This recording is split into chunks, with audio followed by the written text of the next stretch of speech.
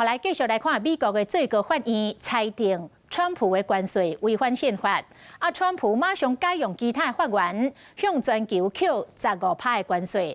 川普更加提出着警告，讲若有任何的国家利用最高法院的裁决来变空胖，将会面临更较悬的税率。美国的白宫嘛来指出，讲已经甲美国达成协议的国家，将适用全球统一15%的关税，未影响到232条款的关税。另外，川普甲这个关税提悬，嘛影响到美国的股市大落超过800点。美国股市昨收盘重伤四大指数拢败。道琼工业指数败超过800点，市场分析讲，这是美国总统川普宣布讲要提悬关税，国民烦恼讲会阁有贸易战。Whether this case, whether we won or lost, we were going to have tariffs. We expect our partners to stand by them, and I haven't heard anyone yet come to me and say the deal's off. They want to see how this plays out.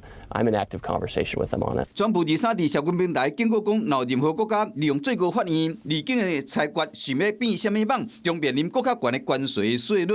唔然好，投资人更较无信心。民主党嘛提出一项法案，要求川普政府退回关税收任。We will do studies on Section 232, which will be done by Commerce Department. Section 301, which will be done by USTR. Those tariffs remain in effect. 依照白宫回复中央社的电子批讲，已经甲美国达成协议的国家，将适用全世界统一的15%的关税税率。这项上新的措施，甲美国政府依照贸易扩张法第232条实施的关税无关。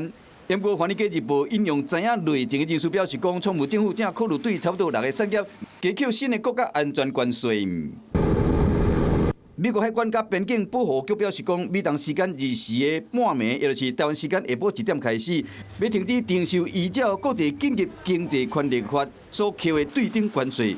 面对川普政府的手段，欧洲议会强势回应，因后批准原定伫2时要进行表决的取消美国工业品甲两系关税停书。南韩是讲，韩美达成的现有的贸易协定依然有效，无受影响。你好，我是宋彦明。想掌握最及时的新闻资讯吗？赶紧订阅、按赞、开启小铃铛，锁定华视新闻 YouTube 频道。